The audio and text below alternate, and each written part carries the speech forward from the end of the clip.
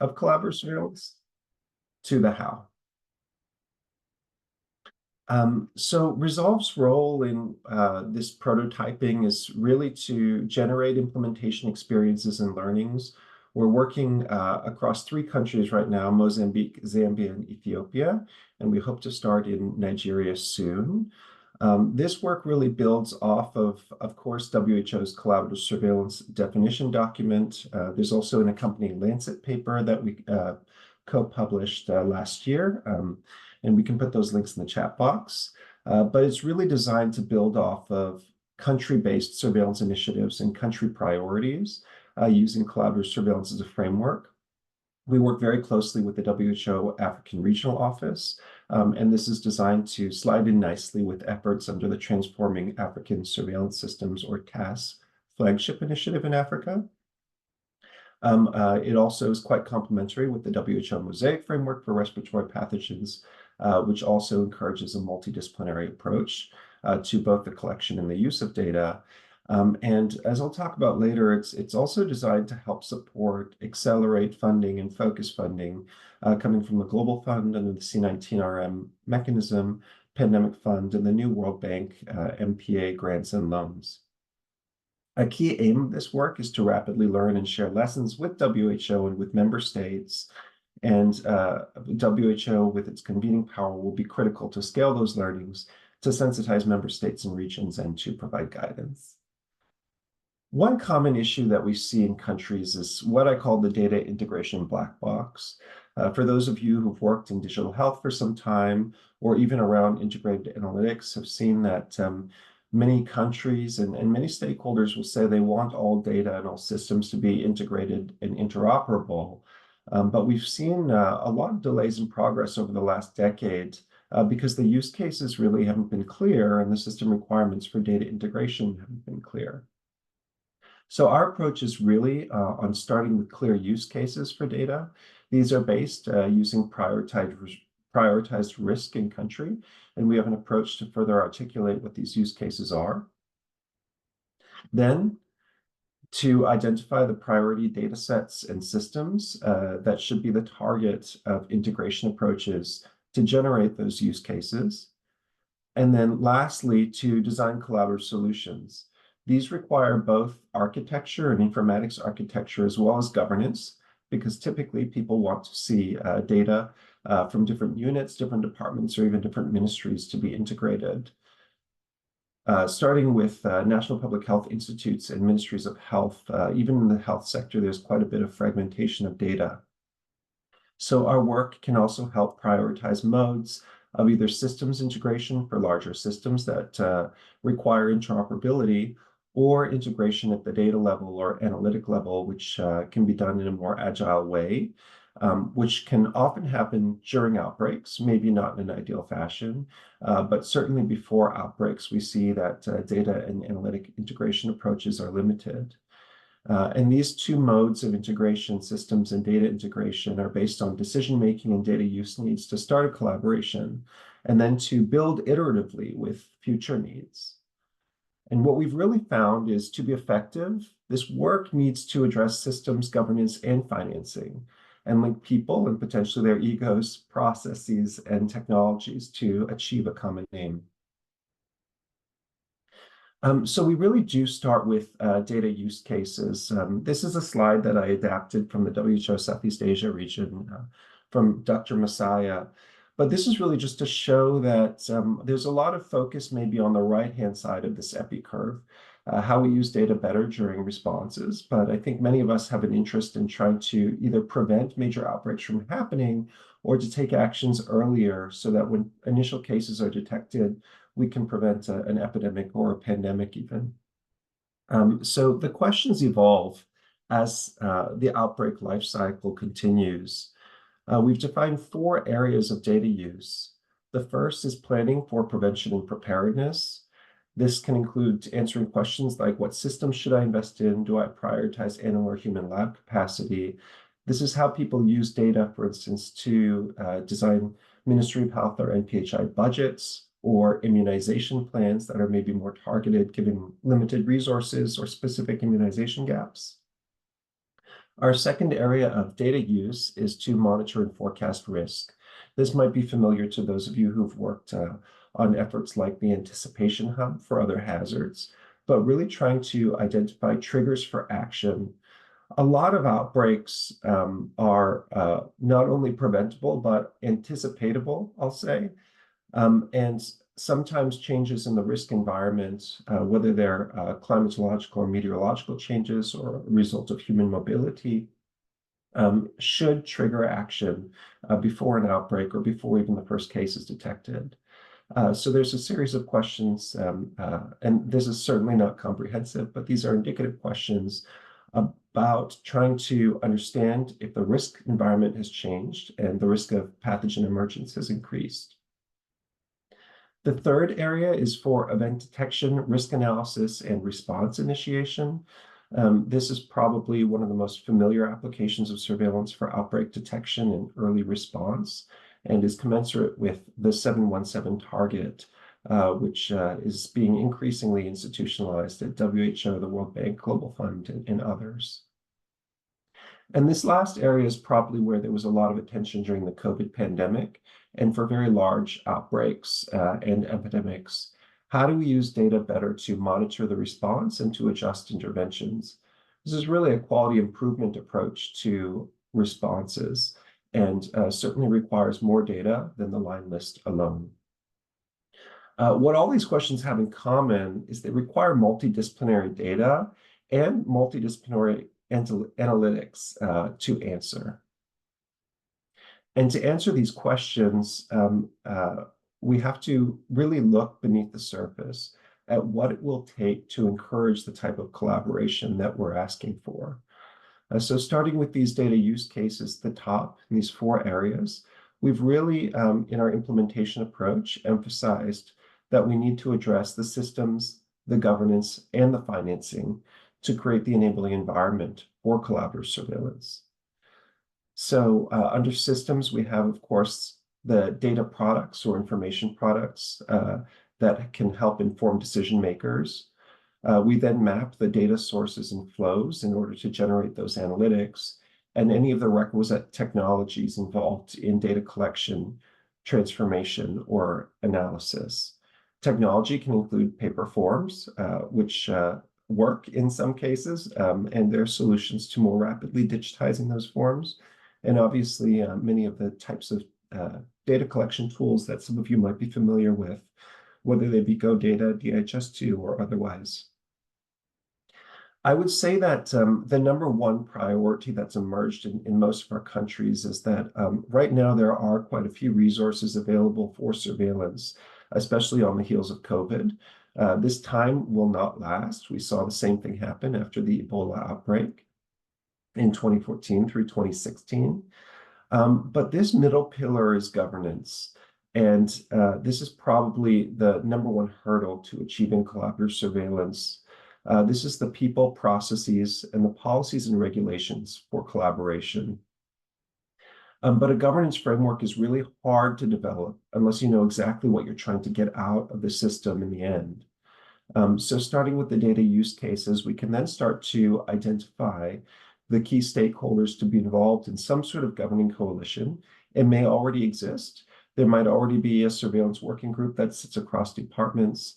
It might be through the One Health or the IHR structures in country or another pandemic preparedness mechanism. But these working groups oftentimes are slow to act. They don't necessarily have operational mandates and need to be supported by policies and regulations for data sharing and also for mandates about how they act in emergencies. And the last pillar is financing. This one is probably quite a given, but there are existing finances on the table in many countries. And we can use collaborative surveillance to identify how we can prioritize those finances, how to accelerate implementation, and how to use the collaborative surveillance framework for new resource mobilization. Collaborative surveillance isn't a new idea. In fact, it's resonated with all of our countries. The real issue has been how. people have asked for better multidisciplinary analytics for a very long time. And governments, I think, are different parts of the change spectrum in their willingness to work together to achieve this common aim.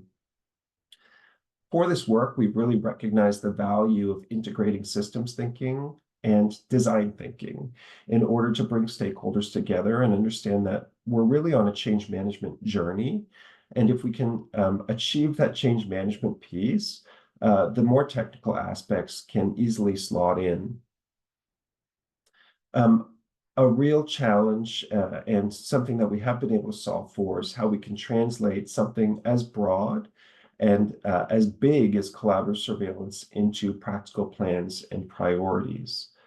So we've really drawn from the design thinking literature, including the sprinting method that's used in the development of new technologies, in order to adapt some of these processes, help countries create prototypes that address their decision-making needs, and be able to zoom in onto the more granular aspects of implementation and analytics, and then zoom out and understand if this really is a priority for the system.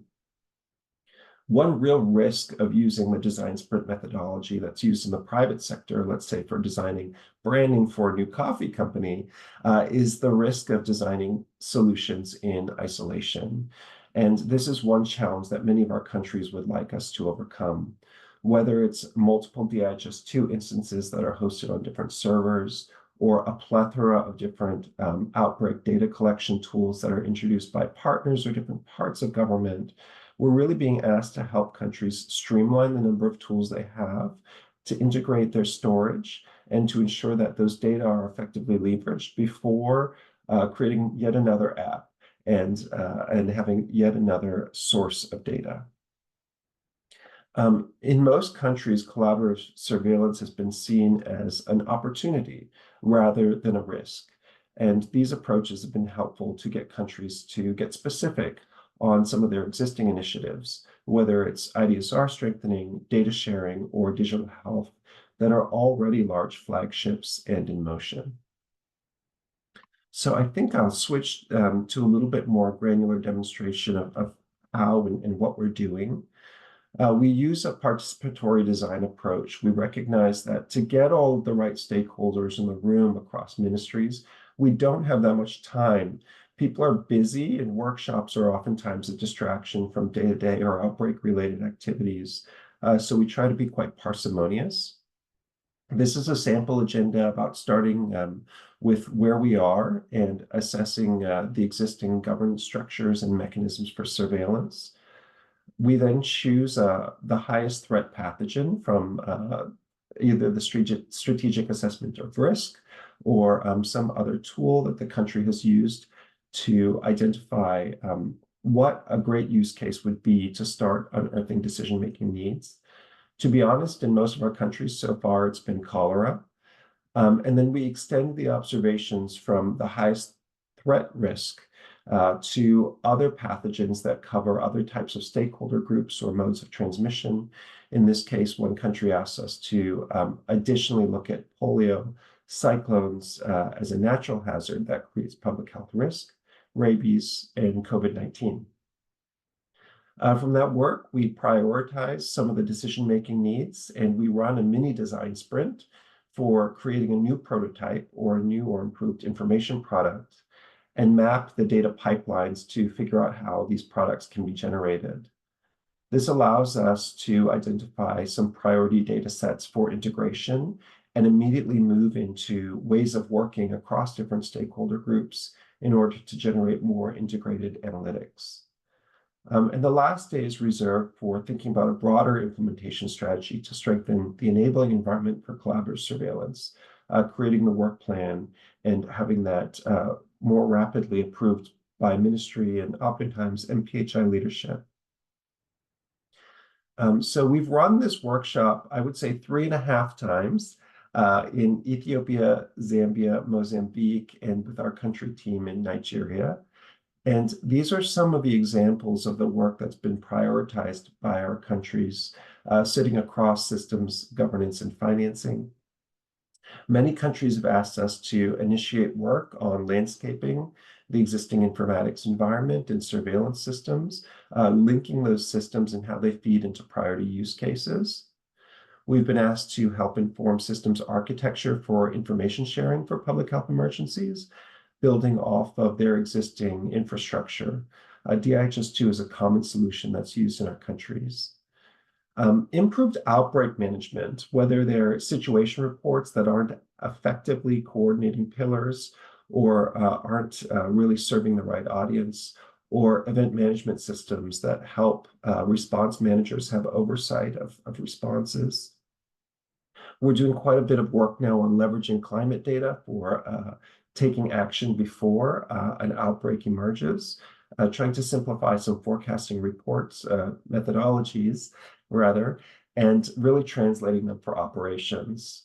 I think in the health space, there's been a lot of work on forecasting, but a lot of struggle in trying to understand how that can really activate operations in and beyond the health sector. Many of our countries use aggregate surveillance system data collection through IDSR as one of their primary modes of data collection for surveillance, but really have not yet been able to leverage those aggregate data for detecting outbreaks quickly or have threshold analytics in order to have more automated workflows when thresholds are passed. We've started to engage in legislative and policy mapping for data governance and data sharing across different government users, strengthening technical working group structures and human resources for surveillance data, and a lot of work on alignment and prioritization for some very large multilateral grants and loans from the World Bank and the Global Fund. I think this bottom right piece is really important. While there are resources sitting on the table for surveillance, if national public health institutes and ministries of health can't spend them quickly and effectively, there will be fewer opportunities for money in the future. This really is a critical moment in trying to understand how we can prioritize implementation and find high impact activities that combine capital expenditures with recurrent expenditures and don't involve all of the national stakeholders being in the field, training people and running workshops all the time so that they can actually get their work done.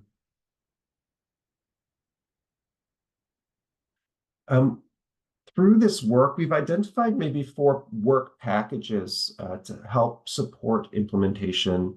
And we're still learning, but we are starting to develop methodologies around each of these domains. These include sprinting for change management. I talked about that a little bit before, but I'll share an example momentarily.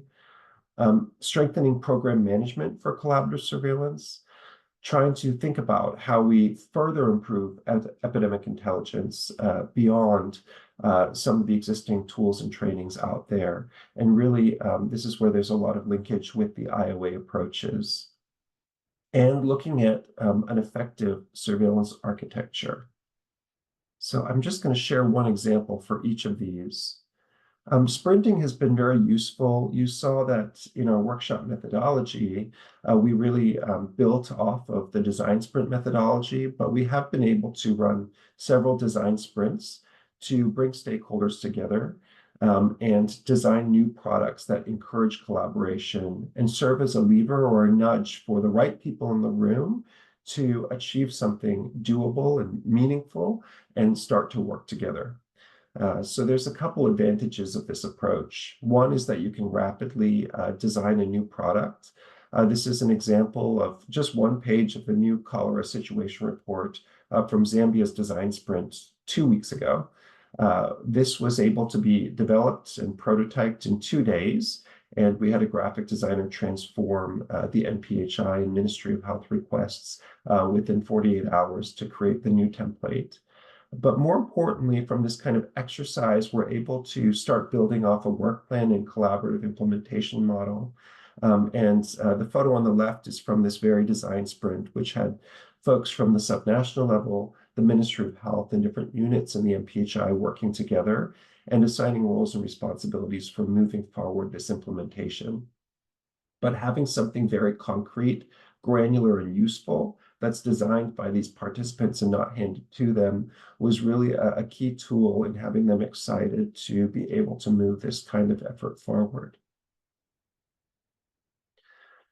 This is a bit of a busy slide, I apologize. The second work package is really on strengthening program management tools for collaborative surveillance.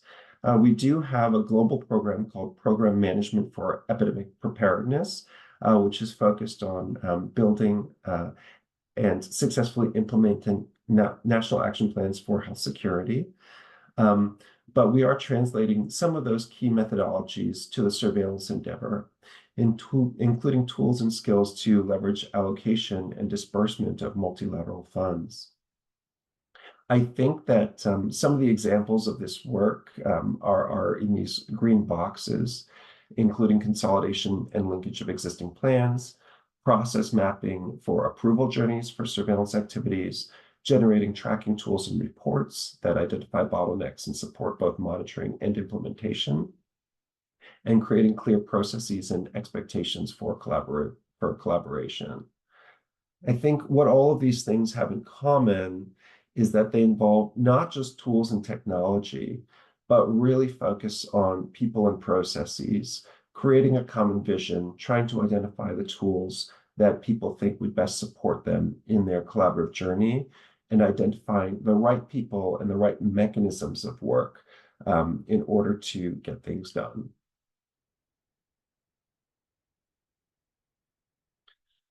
This slide isn't very beautiful, but we are really trying to encourage countries to start with decision-making limitations in emergencies, trying to identify the ideal application of data, to then move and think backwards on the types of data they need and how they would like to do data triangulation and critical thinking. One key issue we find is that root causes are oftentimes not surfaced. This is one major advantage of the IOA approach, is to continue to ask the 5 whys, sometimes more whys and sometimes fewer whys, about why we're seeing the situation that we are and how we can better address some of these root causes. We see this both during emergencies and then also before emergencies. I think all 4 areas of data use are equally important for us to have a safer world. This has really helped. On the right-hand side, you can see an example of a prototype in process about a rabies dashboard, but really getting granular on what the decision-making limitations were, whether it was issues with data availability, data analytics, or the wrong questions being asked, can help us understand ways of working and move towards stronger data systems and analytic products informed by decision-making needs. And the last work package is a surveillance architecture. This is really approaches to design an information system with a clear focus on delivery. So we're in the process of landscaping what successful approaches to health sector and cross-sectoral data sharing systems we've seen, maybe outside of the health emergency space, but whether it's integrating data from insurers and care providers or integrating data for national registration and citizenship, there are actually out there strong examples and countries where this has been accomplished. It's been a major effort, but it requires us to just be more specific in our aim than some of the digital health strategies and health strategy guidance out there has provided for. So a couple of ways we do this is to use the data use cases to create cross-sectoral pipelines. On the left-hand side, this is an example of how data flow from the community level and the health facility level up to the district and the regional level, ultimately to the national level. We use this to inform prioritization exercises about which are the key sources of data and what are the new data integrations between specific systems that stakeholders would like to see. On the right-hand side, you can see some of the informatics mapping work that we do for the system as is and what the future architecture could be. All of this requires human resources. So through our program, we've really identified that supplementing the human resources in government is quite important. But the government having these human resources and then not sitting inside a partner organization is equally important. So our implementation model is an embedded staff model where we're either provide funding to the government to recruit new staff or embed seconded staff within the government where necessary. And the types of expertise we're being asked for is really a combination of public health expertise and technology expertise. We need strong leadership. In some cases, we've been asked to support human resources at the director level. Surveillance architects who can help set vision and strategy, landscape systems, and support the optimization of interventions. Informatics has been another critical tool in order to further define the requirements of the system and to ensure that we can actually create an effective architecture. As you can imagine, many requests for data analysts or data scientists who are able to supplement the existing epidemiology capacity within the government to produce the data products that are being designed collaboratively, and engineering to really support implementation. I think that this engineering capacity has been a real challenge in the government because private sector in many countries is much more lucrative and retention of engineers is a major challenge. This is one common area of support we're asked to provide is on data engineering and working on establishing these pipelines. We have some other positions that have been requested, including in social sciences and in policy as well. I think that this slide is really just meant to illustrate that it's a very multidisciplinary group of folks that you need in order to achieve this very ambitious aim. Just some country reflections here. These quotes I just think are fun in terms of making this a little bit more real. We had one quote that said, this has opened our eyes that surveillance is not just about detecting new outbreaks, that we can use data better across the emergency life cycle, that IDSR is critical, but to make decisions, we need data outside of IDSR. One stakeholder says, we have a system salad that we need to clean up. When you find yourself in a hole, you must first stop digging. This is really a recognition of the proliferation of digital tools and their lack of integration and use in many cases for decision making. Somebody said, I learned that data integration isn't just about interoperability. It's about how we can access and use the data for decision making. If you prioritize everything, nothing gets done. I would say that one of the key parts of our workshop methodology is developing really strong prioritization methodologies at every step in the process to help focus what we do next, both in the workshop and coming out of the workshop. And that integration for decision-making is the goal. Collaboration is the way. So this is my final slide, but some of our cross-country learnings are represented here. This has really been a common sense approach, a vision for how data can be used, really focused on decision-making needs. And we've really focused on linking and strengthening existing planned initiatives to meet this greater goal. We're not trying to reprioritize what's already been done in country because this will take us backwards rather than forwards. So how can we integrate country priorities with this implementation framework to help move things together more quickly? Change management has been a major priority for the work. I think the biggest difference between the language of collaborative surveillance and integrated surveillance is the recognition of the people, processes, and tools that are going to be required for strengthening surveillance. And we need to define the specific ways of collaboration and develop and implement methodologies that get these stakeholders excited about the future and see that this really is possible and we can move in a stepwise fashion. Right now, there are many sources of available funding for surveillance work.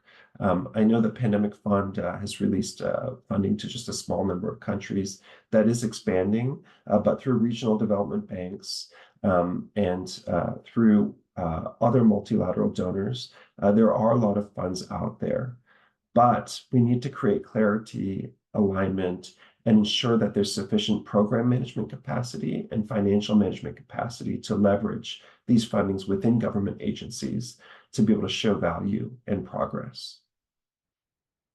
And the last is, this illustration, I forget which country this is from, to be honest. I think this was actually in my discussion with Etienne from WHO Afro, but that collaborative surveillance has been described as a city ecosystem.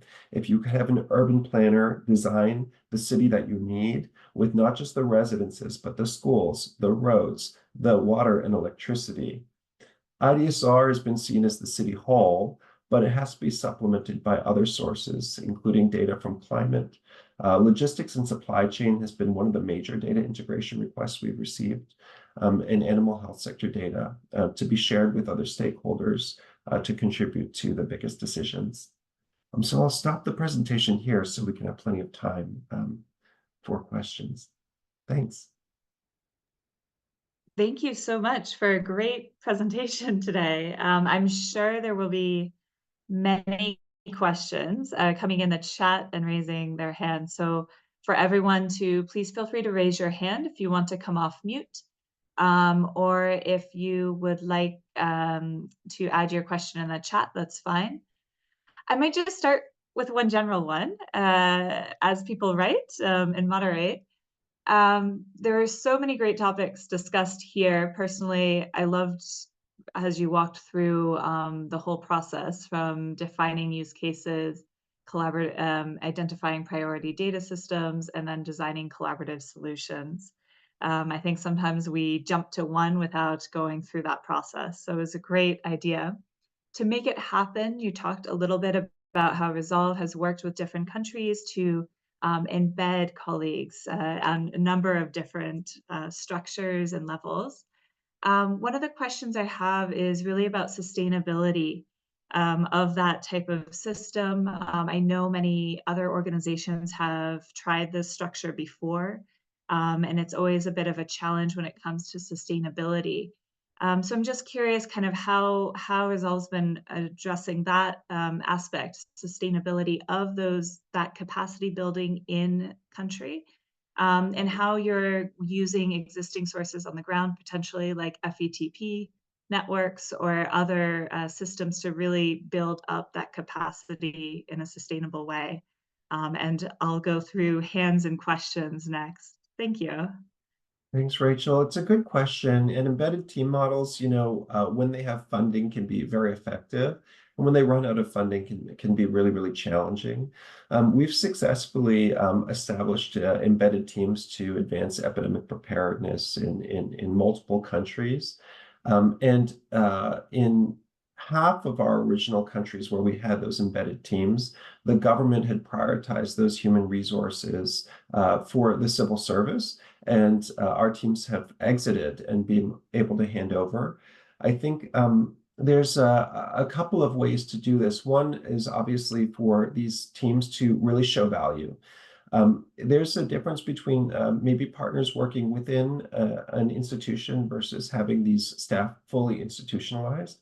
I think the latter is really, really critical, even if that means you might have less influence over their day-to-day work, but working with their leadership and their line management to prioritize moving towards a common aim and providing them technical assistance to meet that aim has been very helpful for them to show impact. And I think what happens after the first few years is maybe some frustration that these aren't just government staff properly, and there's a movement towards the absorption into the civil service. Oftentimes, you can't really absorb these embedded staff within the civil service because they might be at different rates of compensation, for instance.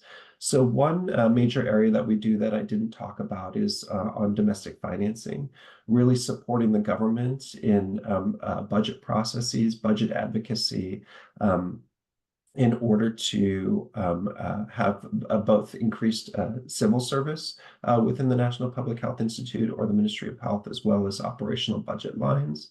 I'm not sure if anybody would be shocked to know that the domestic budget for a lot of the National Public Health Institutes is really minimal. They're very reliant on partner funding. So being able to work in that domestic financing space has been a really important tool. Obviously, it's not really within the realm of every organization, but trying to find maybe the right partner to work with, and recognizing that when we're talking about civil service positions, you also need to work with the government's administrative agency or ministry, equivalent to maybe the General Services Administration in the United States. Sorry, it's to get it right, I think is very challenging, and there's not a really easy technical answer. And we have worked with FETP trainees on integrating aspects of the curricula, which are a little bit more easy to do in that type of training. For instance, the 717 work has been integrated into the FETP curricula across several different countries at this time. Thank you so much. I think you really did address several of those, actually. I want to invite Louis to come off mute. I know you put your question in the chat, but also I know Kristen has a similar question about change management. So if you want to just go ahead. Yes, Christopher, thank you very much. As usual, absolutely interesting the approach, you know. So my question is regarding the pieces of advice in terms of manage the resistance to change. You know, there are information silos, working with different actors. Sometimes having information has a political influence, no? And the people believe or feel that if they control the information or they don't share the information, that will provide them with more power or with more influence. And it's a, you know, it's a nightmare. It's a nightmare when we face a situation like that. I remember, that is one part, or the other part is the contrary one. When we have too much information, too much data, you know, and I love this thing that if you are in a hole, stop digging, because plenty of time it happens, no? Hey, we need more information. No, you don't need more information. You need to analyze and to process and go through the pyramid of the data, information, knowledge, insight. And I like the way that you present, because you are going to the insight, to the proper understanding and to proper decision taking process. No, in Haiti in 2010 we had an army of EPIs, so it was plenty of documents and charts, and you know the information was so beautiful, but you were overwhelmed with that, and it was impossible. So we needed to be clear that we need information to know what happened, to proper decision management, and to know if what we are doing is going well.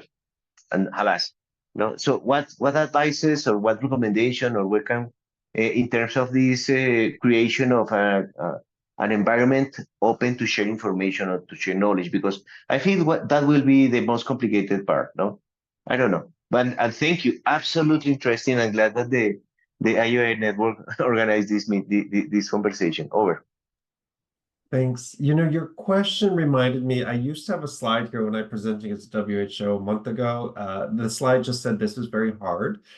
Maybe I should have kept it in. I think that, you know, that this change management piece is really challenging. And getting this project off the ground in some countries has moved at the speed of light, because it's really helped to reinforce what countries have already prioritized. In other places, it can be really difficult because we're trying to create a new way of working and a new way of implementing and dispersing funds, maybe that's less siloed. We are trying to, and I think that's some of the learning in itself, that we really need to be able to find the ways of engagement across different groups within government in order to move forward. I think probably for that change management, the most effective tool we have is actually getting very specific about not just the hypothetical value, but chalking up very short-term or immediate wins, as well as being able to set and define a longer-term strategy. Having these quick wins under your belt, I think that's one nice thing about the design sprint methodology, is that you can actually chalk up a win very quickly and be able to show value to a cross-sectoral group of stakeholders. This typical technology design sprint is 5 days. Our data products or information products design sprint, the cholera SITREP, and actually just 2 days ago, we finished a design sprint in Ethiopia on designing a new disease cholera forecasting report. This is actually a 2-day methodology so that folks can actually come out really specifically with something in hand that can help serve as a nudge maybe while larger agreements or data sharing issues are an obstacle. I think, one director general of an NPHI told me that they have data. They're in fact drowning in data. What they don't have is information. And I think that this really is a common challenge. I think that the data, our first step before we actually think about new data collection is leveraging the existing data that are in country to start to make sense of what systems make sense for integration. And being able to show that there's a lot of data out there, and waiting for 100% timeliness and completeness will mean that we're really shooting ourselves in the foot in terms of being able to deliver insights. And there's targeted ways to get data when you need. I think that the IOA folks have really been pioneering. Now, does that mean that the right decision maker is always going to make the right decision? No. I think that there's much bigger challenges, around collaboration and governance, both in more in the emergency setting than the preparedness setting. I think that the more maybe technical ministries, departments, and agencies actually can have more influence in how we prepare for outbreaks, how we take actions early, and even how we respond quickly to outbreaks. But when things move to the pandemic level, obviously that response management changes and decisions can become more politicized. So I would just say that all of these areas of data use are really important. And one thing we also find, though, is that the information products being generated, let's say by epidemiologists or people working in public health, are tailored to epidemiologists and people working in public health. We really need to understand the audiences and the interests of those audiences to develop the right insights. If we generate public health recommendations that are completely agnostic to the unintended consequences on education or food security or micro and macroeconomics, these decisions will not be taken because the more complex dynamics of their implementation and the intended and unintended consequences won't be addressed. So that was rather circular. That was a hard question. I'm sorry It was a it took so hard long to question. answer. I think it was a very important question, though, and I think it's great that you had such a detailed answer. I know Steph from USCDC had an additional question related. You gave an example earlier on about using environmental data. Steph, if you want to come off mute, but otherwise I can just read your question. But just curious about the countries specifically who are using those other sources of information and data related to environmental data. And I might also add climate data or hydrometeorological data.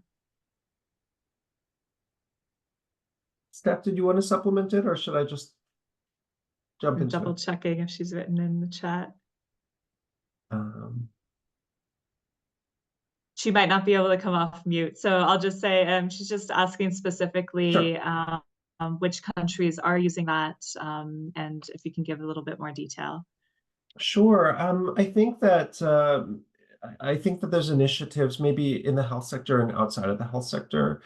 So actually an increasing number of our countries are developing MOUs with their climatological agencies in order to get those data to use for some projections.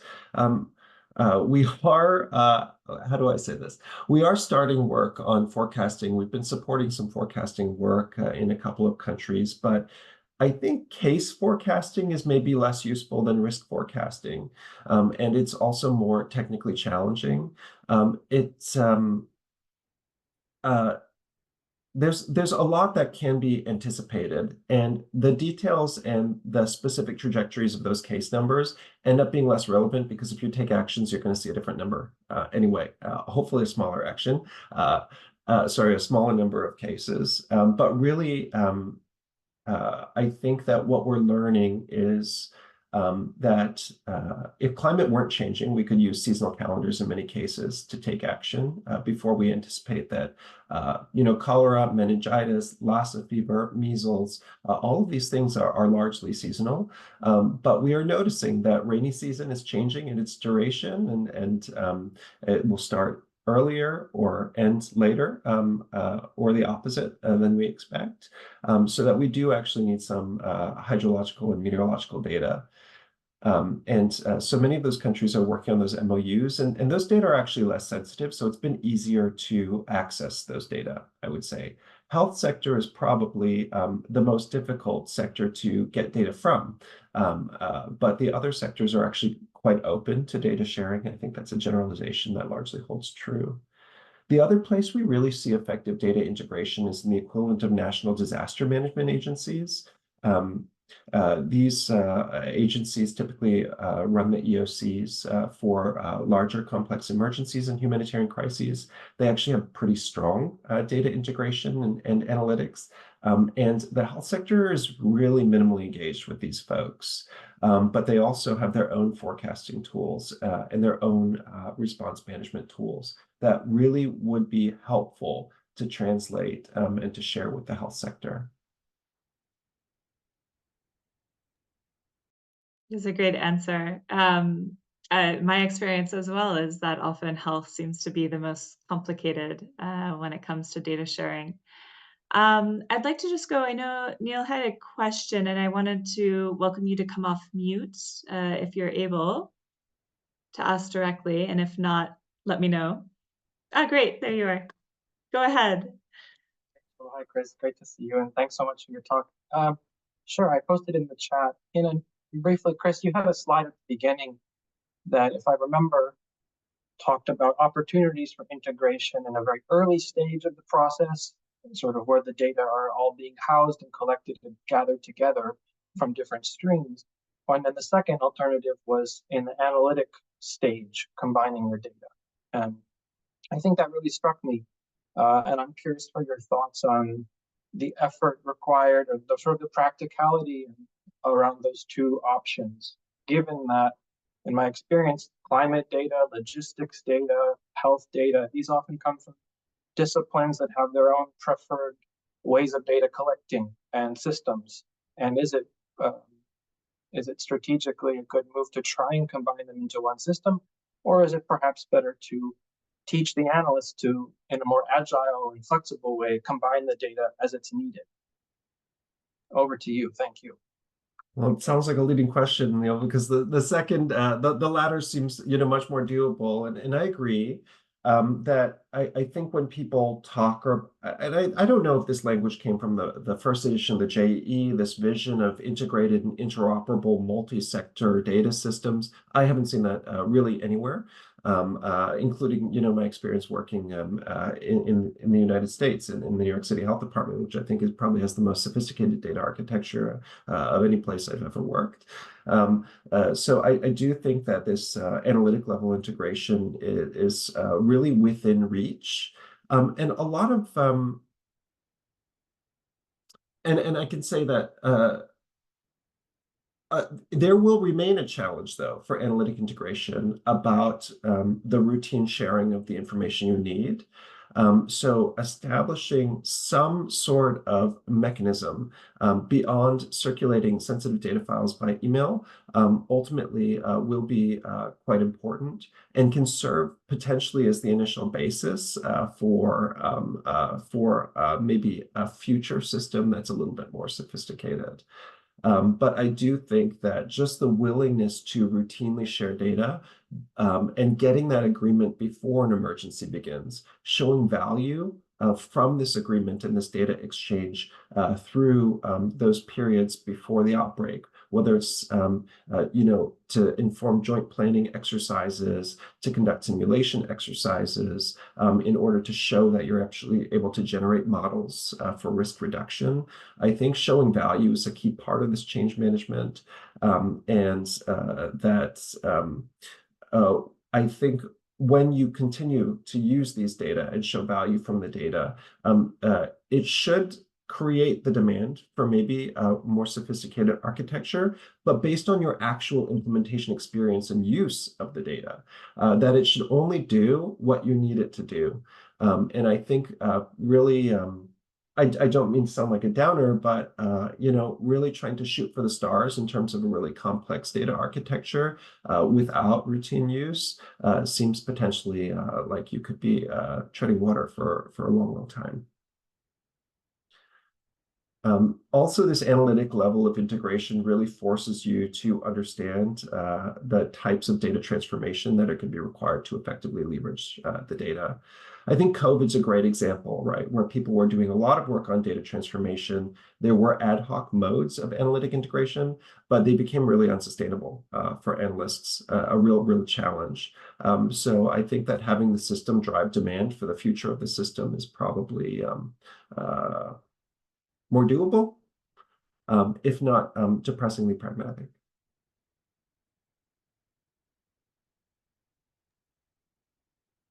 Thank you for the answer. I appreciate the candidacy. I think everyone else here does as well.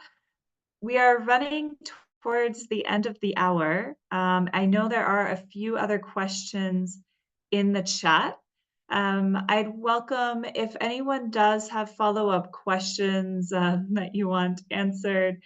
You are welcome to share them with myself or Ruby, who sent out the invitation, and we can communicate those onwards. But I do want to give a big thank you, because this was such an exciting topic, to Christopher Lee for joining today. I think many here have mentioned in the chat how interesting this discussion was, and I think it really does touch on so many levels of all of our work. So thank you very much for sharing. I also want to take the chance to remind everyone for our next upcoming call will be on June 21st, and it will focus on public health and social measures, which is another important element for integrated outbreak analytics. And yes, just a big thank you. And thank you all for the great questions and the discussion. And we hope to see you all here again soon. Thank you again, Chris. Thanks for having me. Bye, thanks.